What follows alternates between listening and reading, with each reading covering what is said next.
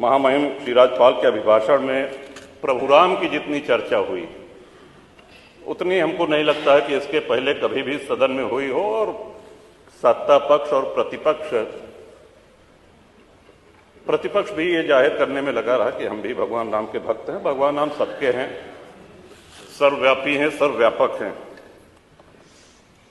बड़ा सौभाग्य था हमारा श्रीमान, 22 तारीख को बहुत कम लोगों को आमंत्रण मिला था, वहां जाने का अवसर मिला।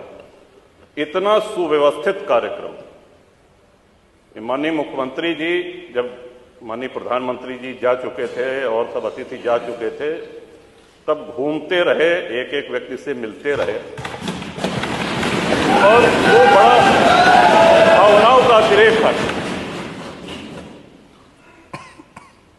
भगवान श्री राम के हम सभी लोगों के जीवन में, हमारे यहाँ अवध में जब शिशु का जन्म होता है तो उसके कान में राम नाम, राम कहा जाता है। जब विद्या आरंभ होता है श्रीमन तो राम लिखा जाता है तख्ती पर, उसका हाथ पकड़ करके। और अंतिम यात्रा के विषय में तो हम सभी को पता है, राम नाम सत्य है कहा जाता है। वो भगवान राम किन परिस्थितियों में तंबू में रहे, निर्वासित रहे, इस बात की प्रसन्नता इतनी गांव-गांव है। कोई ऐसा गांव नहीं होगा जहां भंडारा ना हुआ हो, कोई ऐसा गांव का पुराना मंदिर नहीं होगा जहां रंगाई पुताई न हुई हो, कोई ऐसा गांव, कोई कस्बा नहीं होगा जहां भंडारा न हुआ हो, जहां दिवाली न मनाई गई। और सभी प्रसन्न थे।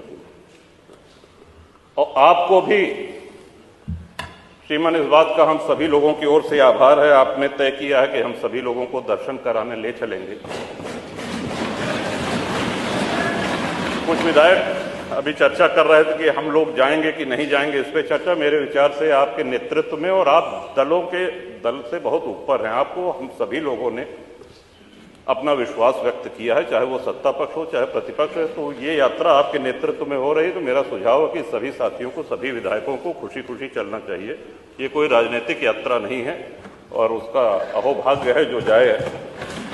आपके माध्यम से श्रीमान एक और निवेदन करना चाहते हैं। श्री राम मंदिर निर्माण में कितनी भावनाएं जुड़ी हुई हैं, इसका अंदाजा इस बात से भी लगाया जा सकता है कि अयोध्या और उसके आसपास के सूर्यवंशी क्षत्रियों ने पिछले 500 वर्ष से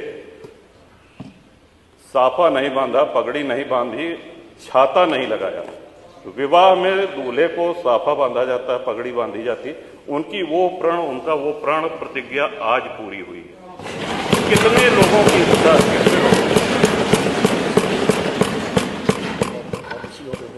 आप ही के माध्यम से श्रीमान ये भी अनुरोध करना चाहेंगे,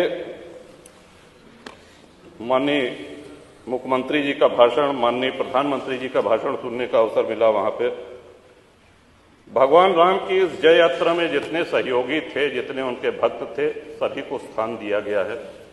जटायु जी की प्रतिमा है, निषाद राज जी की प्रतिमा है, वहां बनेगी निर्माणा की, माता शबरी की प्रतिमा है। लेकिन हमारे जैसे अज्ञानी लोग जो संस्कृत नहीं जानते हैं, अगर प्रभु राम की महिमा से परिचित हुए हैं तो पूरा श्रेय गोस्वामी तुलसीदास जी को जाता है। मैं आपके माध्यम से श्रीमान अनुरोध करूंगा कि गोस्वामी तुलसीदास जी की एक प्रतिमा, और उन्हीं कलाकार के द्वारा, श्री अरुण योगीराज जिन्होंने रामलला सरकार का विग्रह बनाया है, उन्हीं के द्वारा निर्माण करके माननीय मुख्यमंत्री जी अगर वो करें तो हम सब लोगों के लिए ये बहुत ही प्रसन्नता की बात होगी कि तुलसी बाबा की वहां पे मूर्ति लगे। कवि बेनी श्रीमन हुए, उन्होंने तुलसी बाबा के लिए कहा था कि वेद मत शोध शोध शोध के पुराण सब, संत और असंतन को भेद को बताओ तो, कपटी कुराही क्रूर कली के कुचाली जीव, कौन राम नाम हो की चर्चा चलाओ तो। कहे कवि बेनी मानो मानो हो प्रकृति, पाहन हिये में कौन प्रेम उपजाओ तो, और भारी भव सागर उतार तो कौन पार, जो पे रामायण तुलसी न गाओ तो।